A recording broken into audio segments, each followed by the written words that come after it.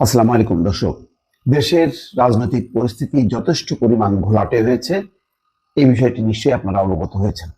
গতকালকে যমুনায় ছিল একটা টান টান উত্তেজনা, রুদ্ধদ্বার অনেকগুলো বৈঠক হয়েছে, সেসব বৈঠকে নানা আলোচনা সেগুলো এখন প্রকাশ হতে শুরু করেছে।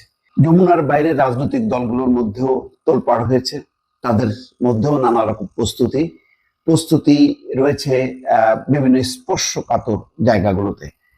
কি হচ্ছে সামনে? আমার দেশ পত্রিকা একটি রিপোর্ট করেছে, তার ছোট্ট একটা শিরোনাম হচ্ছে 48 ঘন্টা গুরুত্বপূর্ণ, অর্থাৎ আগামী 48 ঘন্টা খুবই গুরুত্বপূর্ণ।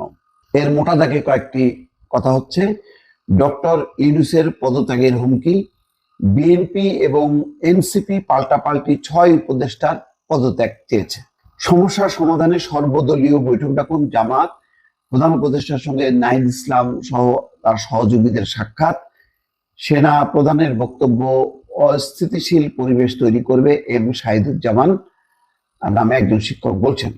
এখানে বলা হচ্ছে যে আগামী 48 ঘন্টা দেশের জন্য খুবই গুরুত্বপূর্ণ। এই সময় যে কোনো বড় ঘটনা ঘটার আশঙ্কা দেখা দিয়েছে।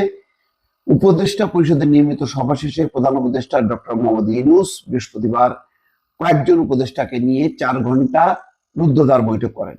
তিনি পদত্যাগের ইঙ্গিত দেন এবং জাতির উদ্দেশ্যে ভাষণ দেওয়ার প্রস্তুতি নেন এবং একটি খসড়াও রেডি করেন। এনসিপির আহ্বায়ক নাহিদ ইসলাম গতকালকে সন্ধ্যার পর ডক্টর ইউনূসের সঙ্গে সাক্ষাৎ করেন।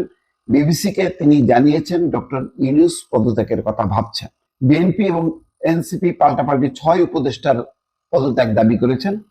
বিএনপি খলিলুর রহমান, মাহফুজ আলম এবং আসিফ মাহমুদ সজীব ভুঁইয়ার পদত্যাগ চেয়েছে। অন্যদিকে এনসিপি ডক্টর আসিফ নজরুল, অধ্যাপক ওয়াহিদুদ্দিন মাহমুদ এবং ডক্টর সালাউদ্দিন আহমেদের পদত্যাগ চেয়েছে। জামাত ইসলামীর আমির ডক্টর শফিকুর রহমান চলমান পরিস্থিতি মোকাবেলায় আলোচনার জন্য সরকারকে সর্বদলীয় বৈঠক ডাকার অনুরোধ জানিয়েছেন। সেনা প্রধানের বক্তব্য, ডিসেম্বরের মধ্যে নির্বাচনের জন্য বিএনপির অব্যাহত চাপ, উপদেষ্টা পরিষদের নিয়মিত সভার পর রুদ্ধদ্বার বৈঠকে নেওয়ার সিদ্ধান্তের পরিপ্রেক্ষিতে পরিস্থিতি অবনতির দিকে যাচ্ছে বলেই বিভিন্ন মহল মনে করছেন। অন্তত আমার দেশ পত্রিকায় এই রিপোর্টটি প্রকাশ হয়েছে। এই প্রেক্ষাপটে আগামীকাল শনিবারের মধ্যে দেশের নতুন অবস্থার তৈরি হওয়ার আশঙ্কা দেখা দিয়েছে। নির্ভরযোগ্য সূত্র বলছে, প্রধান উপদেষ্টা ডক্টর মোহাম্মদ ইউনূস জাতির উদ্দেশ্যে ভাষণ দেওয়ার প্রস্তুতি নিচ্ছেন। এদিকে সেনা প্রধানের বক্তব্য, হাইকোর্ট থেকে ঢাকা দক্ষিণ সিটি কর্পোরেশনের মেয়র পদে ইশরাক হোসেনের শপথ পড়ানোর আদেশ, বিএনপির স্থায়ী কমিটির জরুরি সংবাদ সম্মেলনে 3 উপদেষ্টার পদত্যাগ দাবি, শাহবাগের ছাত্র দলের অবস্থান সরকারকে বিব্রতকর অবস্থার মধ্যে ফেলেছে। এমন পরিস্থিতিতে ডক্টর মোহাম্মদ ইউনূস সরকারের দায়িত্ব ছেড়ে দেওয়ার মতো কঠিন সিদ্ধান্ত নিতে পারেন বলে উচ্চ পর্যায়ের সূত্র প্রকাশ করেছে। ডক্টর ইউনূস এমন সিদ্ধান্ত নিলে বিপদের সম্মুখীন হতে পারে দেশ। সেনা প্রধান জেনারেল ওয়াকারুজ্জামান গত বুধবার বক্তব্যের প্রেক্ষাপটে দেশের পরিস্থিতি দ্রুত অবনতির দিকে যায়। তার বক্তব্য সারা দেশের তোলপাড় সৃষ্টি হয়, বিশেষ করে করিডোর ইস্যুতেও তিনি বক্তব্য রেখেছেন।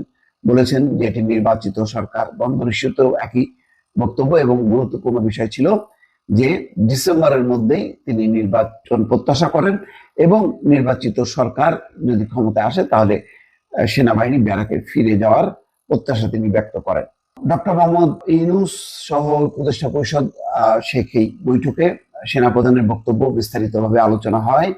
টানা 4 ঘন্টার ওই বৈঠকে চলমান সব ইস্যু নিয়ে আলোচনা হয়।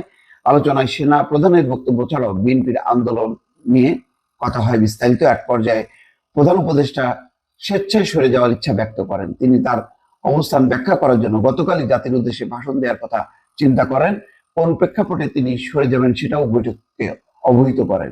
জানা যায়, প্রধান উপদেষ্টা দেশের সার্বিক পরিস্থিতি তুলে ধরে বলেন, তিনি জাতিকে বাংলাদেশের ইতিহাসের সবচেয়ে অবাধ, সুষ্ঠু এবং নিরপেক্ষ একটি নির্বাচনের প্রতিশ্রুতি দিয়েছেন, কিন্তু দেশ যে পরিস্থিতির দিকে যাচ্ছে তাতে সেটা সম্ভব হবে না। যেন তেন একটা নির্বাচন করে তিনি তার দায় নিতে চান না, এই কারণে তিনি আর থাকতে চাচ্ছেন না। একাধিক সূত্র বলছে, বৈঠকের সব উপদেষ্টা তাৎক্ষণিক এই ধরনের সিদ্ধান্তের দিকে না গিয়ে কিছুটা সময় নেওয়ার অনুরোধ করেন। পরিস্থিতি নিয়ন্ত্রণে আনতে উপদেষ্টারা শেষ চেষ্টা করার কথা বলে প্রধান উপদেষ্টাকে বারংবার অনুরোধ করেন। পরে গতকাল ভাষণের সিদ্ধান্ত থেকে সরে এসে শনিবার পর্যন্ত অপেক্ষা করার জন্য রাজি হন। এক পর্যায়ে এক্ষেত্রে আগামীকাল শনিবারের মধ্যে পরিস্থিতি পুরোপুরি স্বাভাবিকের দিকে না গেলে ওই দিনই জাতির উদ্দেশ্যে ভাষণ দিয়ে প্রধান উপদেষ্টা সরে যেতে পারেন। এক্ষেত্রে তিনি সরকার থেকে সরে যান, তাহলে কি কারণে ছেড়ে যাচ্ছেন সেই ব্যাখ্যাও জাতির সামনে তিনি তুলে ধরবেন। জানা গেছে রুদ্ধদ্বার বৈঠকে প্রধান উপদেষ্টা তার পরিষদের একাধিক সদস্যের উপর ক্ষুব্ধ প্রতিক্রিয়া ব্যক্ত করেন। পরিষদের কয়েকজন উপদেষ্টার সবকিছুতে নাক না গলানোর নির্দেশ দেন। এছাড়া তিনি জুলাই আন্দোলনের ছাত্র নেতাদের কিছু কর্মকাণ্ডেও অসন্তোষ প্রকাশ করেন।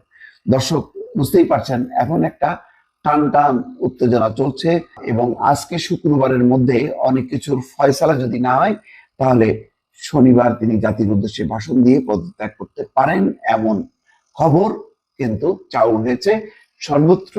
এবং এ নিয়ে রাজনৈতিক মহলে উদ্বেগ, উৎকণ্ঠা, কূটনীতিক মহলে নাড়াচাড়া শুরু হয়েছে। দর্শক ভালো থাকবেন, আল্লাহ হাফেজ।